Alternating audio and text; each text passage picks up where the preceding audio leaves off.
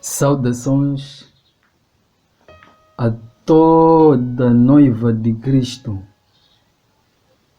Saudações cordiais, paz e graças para todas as pessoas, para todas as almas que crêem em Jesus. Saúdo a todas as pessoas, mas em especial aqueles que são a herança de Cristo em nome do Senhor Jesus. A todos os cooperadores do Evangelho a nível mundial, em todos os continentes, Ásia, Europa, África, Oceânia, que sejam saudados em nome do Senhor Jesus. O tema do ensino da palavra de Deus no dia de hoje incide na justiça de Deus. Sem mais delongas, dizer bem-vindos a mais uma sessão de aula da palavra de Deus. Que Deus vos abençoe com sabedoria e entendimento, em nome do Senhor Jesus. Esta é a nossa introdução. O nosso tema é quem é justo. Este tema é uma pergunta em simultâneo. Muitas das vezes os temas têm sido uma afirmação. Por exemplo, o pai de Saíde, o Clemente, a ilha de Inhaca, etc. Mas este tópico em especial é uma questão. Se é uma questão, é uma dúvida para alguns. Que Deus nos abençoe. Quem é justo? Palavra justo, segundo a definição dicionário da língua portuguesa, a palavra justo, segundo o dicionário bíblico, significa uma posição de uma pessoa, de uma entidade, de um indivíduo, de um cidadão, uma posição justa, uma posição de uma pessoa não pecadora. Uma pessoa justa é uma pessoa que não rouba. Uma pessoa justa é uma pessoa que não tem inveja. Uma pessoa justa é uma pessoa que não tem maus sentimentos. Uma pessoa justa é uma pessoa que tem boas intenções no seu coração. Uma pessoa justa é uma pessoa, em suma, que não comete nenhum erro, seja a nível psicológico como a nível pragmático. É uma pessoa que não pensa maldade. É uma pessoa que não comete maldade. Glórias a Deus. Quem é justo? Mas será que quem é justo? Esta é a questão. Atenção, noiva de Cristo. Atenção todos os ouvintes. A Bíblia é a Bíblia. Todo tipo de dúvida relacionado com espiritualidade e todo tipo de dúvida relacionado com as nossas vivências, existem questões que a Bíblia simplesmente responde. Toda dúvida extraída dentro da Bíblia, ao longo das Escrituras ou na meditação, é respondido com a Bíblia. Não existe um outro material extra que possa responder questões ou dúvidas além da Bíblia. Vocês estão a pegar, glórias a Deus. Vamos começar meditando o livro de Romanos, capítulo 8, versículo 1. o que a Bíblia diz em correlação com a justiça. Romanos, capítulo 8, versículo 1.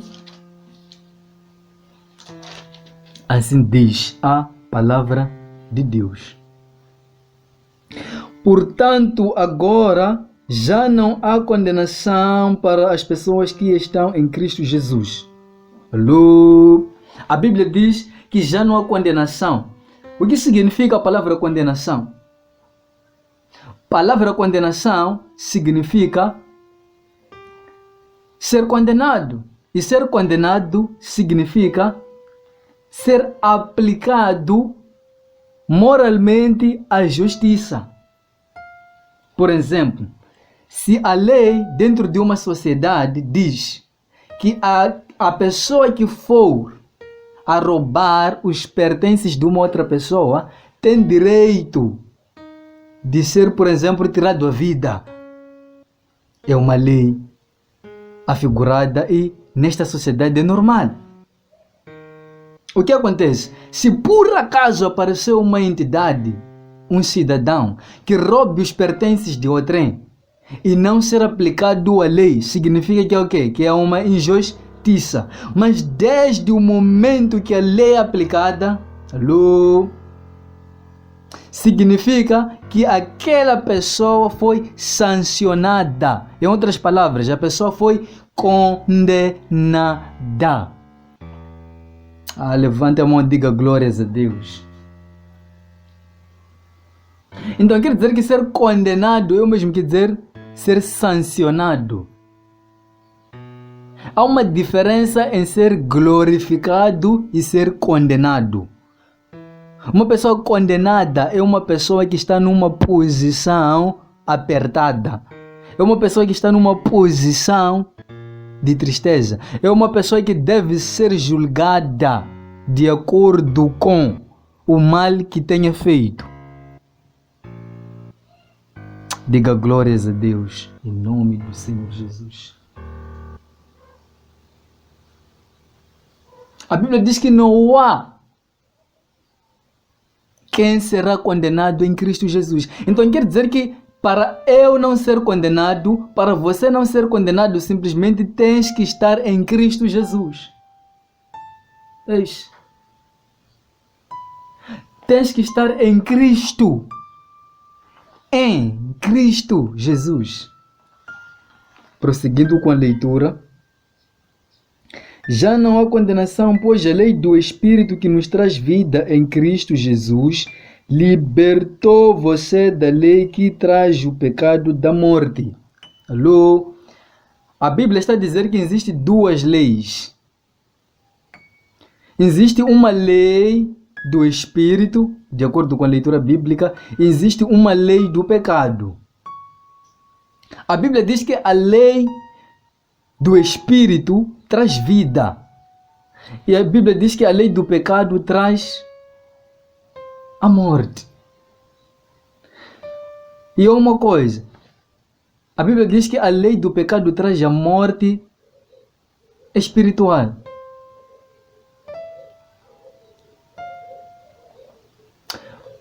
O que diz o livro de Isaías 53, capítulo 11, aliás, versículo 11. Assim diz a palavra de Deus. O justo sofreu por muitos para que não sejam condenados. Aquilo que eu estava a explicar de acordo com o exemplo. A aplicação da lei. Sancionamento. Condenação. A Bíblia diz em Isaías, registrem aí as escrituras. A Bíblia diz em Isaías 53, versículo 11. Que Jesus Cristo ele padeceu por muitos. Jesus Cristo ele sofreu, ele foi ferido. Ele foi esmagado a favor de muitos, para que muitos não sejam condenados. A Bíblia diz, eu irei aceitá-los como filhos, e para Cristo serão como herança. Então, já existia uma profecia no Antigo Testamento, no livro de Isaías 53, que dizia que aqueles que estarão em Cristo Jesus não serão o quê? Não serão condenados. Diga glórias a Deus. Então quer dizer que não é a vontade de Deus que o homem seja condenado. Não é a vontade de Deus com que o homem seja condenado. Deus não quer com que as pessoas sejam condenadas.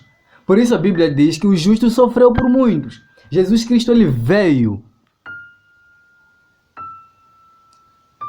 E ele esteve dentre os homens. E a Bíblia diz que ele carregou toda a maldição de todas as pessoas, de todos os continentes que vivem gente. Ele carregou toda a maldição das pessoas sobre si. Então quer dizer que desde o momento que Jesus Cristo ele carregou todas as maldições, todo o sofrimento, toda a dor, desde o momento que Jesus Cristo ele recebeu quarentonas, desde o momento que Jesus Cristo ele foi chicoteado, esquartejado, significa que Jesus Cristo estava a ser sancionado, em outras palavras. Diga glórias a Deus. Jesus Cristo estava a ser condenado. Por isso a Bíblia diz, para que eles não sejam quê? Condenados. Por quê? Porque o justo já sofreu por muitos. Alô? Então, o apóstolo Paulo ele descobre no livro de Romanos 8, versículo 1, que já não há mais condenação para todas as pessoas que crêem em Jesus. Por quê? Jesus já carregou, ele foi esmagado. Jesus Cristo ele foi sancionado.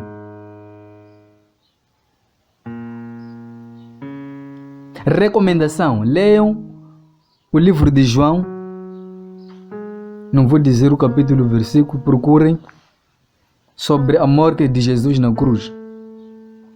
A Bíblia diz que Jesus Cristo, enquanto ele já estava para morrer, ele disse: Senhor Deus, por que me abandonaste? E a Bíblia diz que Jesus é filho de Deus. Como é que o filho de Deus vai dizer: Deus, por que você me abandonou? Então, quer dizer que Jesus Cristo, enquanto ele estava na cruz, estava representando toda a humanidade. Era eu, você e todas as pessoas, todas as raças que estavam na cruz. Mas Jesus Cristo, ele tomou esta posição, representou-nos. A dor que Jesus Cristo tinha, a dor que Jesus Cristo sentiu, é a dor que nós tínhamos de ter sentido. O cuspir que Jesus Cristo foi cuspido, quer dizer que nós tínhamos que ser cuspido.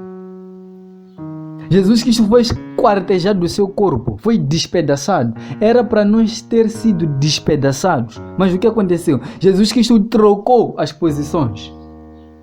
Ele tomou a posição de muitos. Ele representou, ele era uma amostra num conjunto estatístico.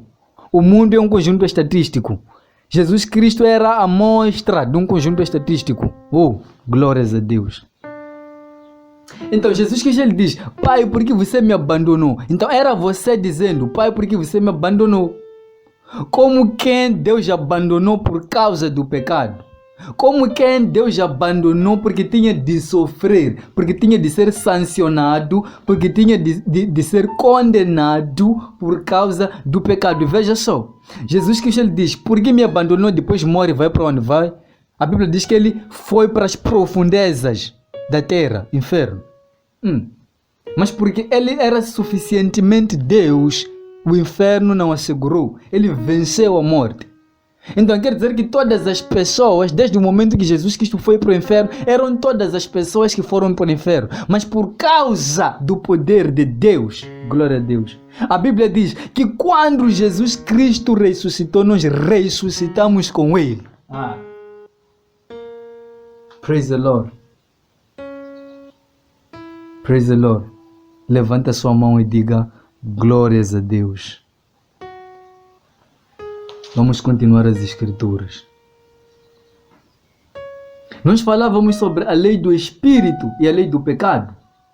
O que é a lei do Espírito? De acordo com o livro de Romanos 8, versículo 11. O que é a lei do Espírito? Para entender sobre a lei do Espírito, há uma necessidade de abrirmos o livro de Romanos 7:22. O que a Bíblia diz no livro de Romanos, nas cartas. Romano não é livro, é carta aos Romanos. Aconteceu uma falha de pronunciação. Carta aos Romanos 7:22. Assim diz a palavra de Deus: no meu ser interior estou de acordo com a lei de Deus, mas vejo outra lei trabalhando no meu corpo. Ela batalha contra a lei que meu ser interior aprova. Essa outra lei que trabalha no meu corpo é a lei do pecado, e ela me faz seu prisioneiro. Então o apóstolo Paulo ele entendeu que existe uma outra lei. É a lei que batalha contra o seu ser interior. Quem é o ser interior? A sua alma, os seus pensamentos. Amém. Glória a Deus. E essa outra lei é a lei do pecado. A lei do Espírito é a lei de Deus.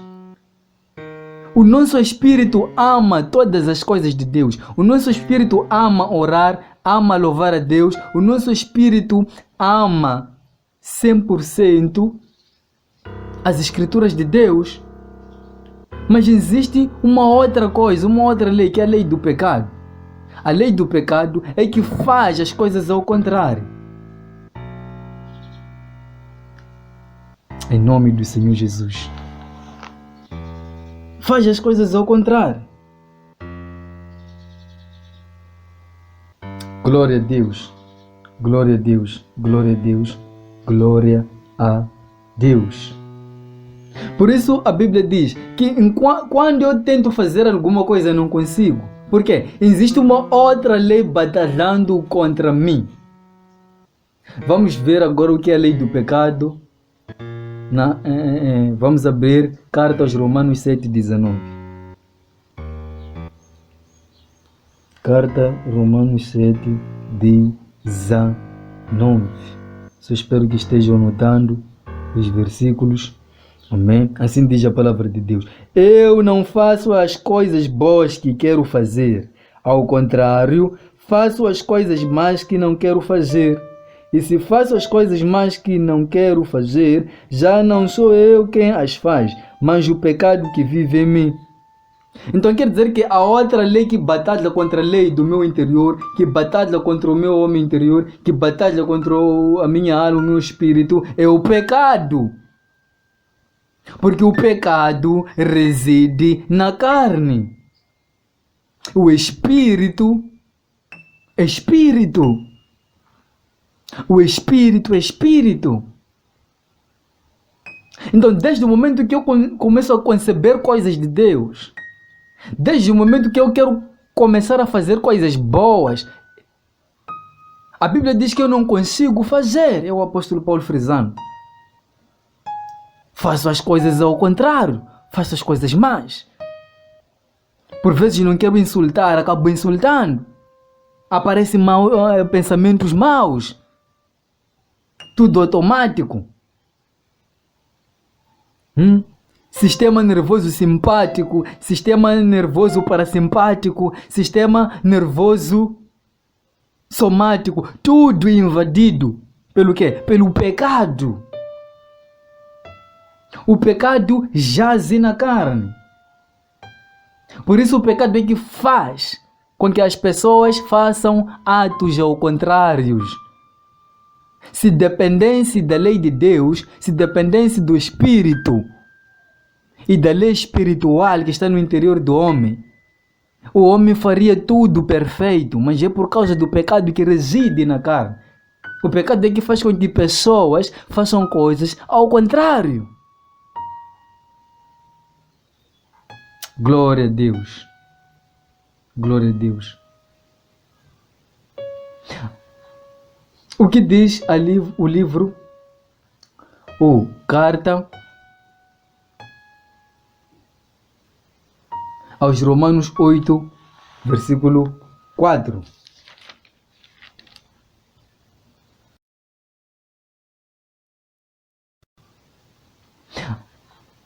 O que diz ali? Lembrar que o nosso tema é quem é justo. Romanos 8, versículo 4. Deus fez isto para que pudéssemos ser justos, como a lei diz que devemos ser. O que Deus fez? Para entender o contexto, vamos ter que voltar mais um bocadinho no versículo 3. Assim diz a palavra de Deus. A lei não tinha poder porque tinha sido enfraquecida pela nossa condição humana e pecadora. Mas Deus fez o que a lei não podia fazer. Ele enviou seu próprio Filho para a terra com um corpo como o nosso. Então Jesus Cristo tem um corpo como o nosso. Corpo, alma, espírito, carne e sangue. Assim diz a palavra. Que é humano e pecador. Então quer dizer que Jesus Cristo ele veio na condição humana. Qual é a condição humana? É a condição de ter a carne, de ter o sangue, de ter os ossos, de ter a alma e de ter o espírito. E consequentemente, carnalmente, por causa da carne, o homem é pecador. Então quer dizer que Jesus Cristo ele veio na condição humana de pecador. Espiritualmente Jesus não era pecador, mas carnalmente ele veio na condição de pecador. Porque Jesus Cristo era Deus. O fato de ele ter vindo na condição de pecador não significa que ele era pecador. Uau! Era como se fosse que... como é que eu posso explicar isso? Isso não se difere, por exemplo, de um palácio onde está um rei com seus serventes. O que acontece? Um rei sempre está bem vestido, com a sua coroa, no seu trono. Imagine um rei sair do seu reino, ir para as ruas vestido de mendigo. Não significa que o fato do rei ter saído naquele dia, ir para as ruas com vestido de mendigo, não significa que ele é mendigo. Ele pode ter usado aquela vestimenta só para disfarce. É mais ou menos a concepção do que aconteceu com Jesus. O rei está lá,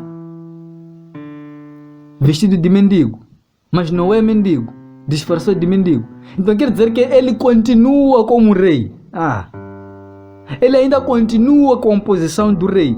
Diferentemente, o que está a acontecer? A diferenciação, a indiferença são as roupas que ele já carrega agora. Lhe colocam numa posição de mendigo. Então quem vê agora chama de quê? De mendigo. Mas não significa que é mendigo. São as roupas de mendigo. Então quer dizer que Jesus Cristo tinha a carne de pecadores, mas ele não era pecador. Por isso os seus discípulos dizem: Jesus Cristo não cometeu pecado. Por quê? Porque era impossível com que Jesus Cristo cometesse pecado. Jesus Cristo ele é o rei. Ele saiu do seu reino para aqui. Então ele estava vestido da carne, em semelhança do pecado, mas ele não era pecador. Glória a Deus. Glória a Deus. Glória a Deus. Glória a Deus. Só espero que estejam registrando os versículos e os capítulos. Assim diz a palavra em continuação. Assim diz a palavra de Deus em continuação. Deus o enviou como sacrifício pelo pecado e assim por meio desse corpo humano condenou o pecado. Então Jesus Cristo, por ter vindo em semelhança, atenção, ok? Ele não era perfeitamente, não. Ele era similar, ok? Ele era mais ou menos. Por que mais ou menos? Porque ele veio em semelhança. Então não significa que ele era pecador, mas ele trazia algo semelhante ao dos pecadores, que é o quê? Que era a carne, aqui na terra. Então, como o único sacrifício que se entregou, para quê? Para que todas as pessoas fossem purificadas, Jesus Cristo, a Bíblia diz, ele foi sacrificado. Por isso a Bíblia diz, por meio desse corpo humano condenou o pecado. Então Deus condenou o pecado. Deus sancionou o pecado. Como é que o pecado tinha que ser sancionado? O pecado é sancionado através da morte. Se forem a perceber, a Bíblia diz no livro de João 10:10. João 10:10. Atenção. Satanás não veio senão para matar, roubar e destruir. Ok? E Satanás, ele é o pai da mentira. Então quer dizer que ele é o pai do pecado. Atenção.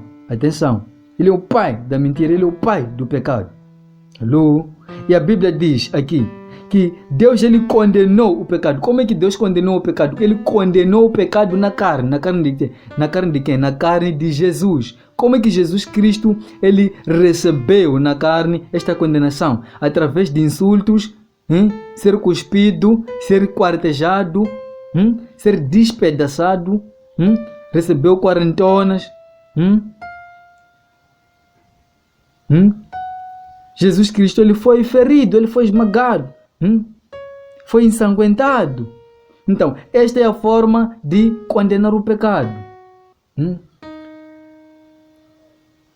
Esta é a forma de condenar o pecado. Então, tinha que morrer alguém. Para quê? Para que o pecado fosse enfraquecido, para que o pecado fosse vencido. Alô, diga glórias a Deus. Aleluia.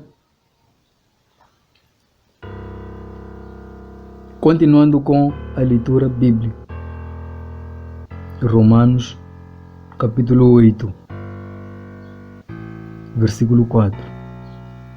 E a Bíblia diz: agora já não seguimos aquela parte de nós que é humana e pecador, mas seguimos o Espírito. Ok? A Bíblia diz que já não seguimos aquela parte de nós que é humana e pecadora, mas seguimos o Espírito. Então, há uma necessidade de nós estudarmos essas duas condições, que é seguir a parte humana e seguir o Espírito. Mas vamos fazer uma leitura bíblica para compreender o que acontece com aqueles que seguem a parte humana e o que acontece com aqueles que seguem a parte espiritual. Depois vamos detalhar. Assim diz a palavra de Deus. Aqueles que vivem, atenção, Romanos 8, versículo 5. Já estou a ler um pouco mais rápido, estou em aquecimento. Romanos 8, carta aos Romanos 8, versículo 5, assim diz a palavra. Aqueles que vivem e seguem aquela parte de nós que é humana e pecadora, só pensam no que essa parte humana quer. Atenção, só pensam no que essa parte quer. Então, como é que nós podemos ver se alguém está vivendo segundo o Espírito ou segundo a carne? É através daquilo que a pessoa quer. Quando a pessoa vive de acordo com os seus desejos, quando a pessoa vive buscando aquilo que o seu corpo quer, significa que esta pessoa está muito mais inclinada à carne em relação ao Espírito. Mas a Bíblia diz que aqueles que vivem segundo o Espírito só pensam no que o Espírito quer. Então existem dois componentes. Existem duas viabilidades, que é andar segundo a carne e andar segundo o Espírito. Quem anda segundo a carne, ele anda segundo os desejos ou o querer da carne. Mas quem anda segundo o Espírito é aquele que só pensa no que o Espírito quer. Então, a carne pode cobrar alguma coisa e o Espírito também pode cobrar alguma coisa. Então, nós temos que perceber... Nós temos que perceber quando é que a pessoa está segundo a carne e o que a carne está a pedir para que esta pessoa esteja nesta posição. E o que o Espírito está a pedir para que a pessoa esteja na posição de andar segundo o Espírito. E é uma vantagem, porque andar segundo o Espírito traz vida espiritual, mas andar segundo a carne traz a morte espiritual. Aí já é uma desvantagem. Por quê? Porque a carne morre e o Espírito andar na carne. Andar na carne mata o espírito. Se mata o espírito, significa que também já está morto. É impossível matar o espírito enquanto a carne ainda vive. Então significa que é uma dupla morte. Mas aquele que anda segundo o espírito é aquele que anda segundo o que o espírito quer. Vamos entender passo a passo aqui no ensino bíblico em nome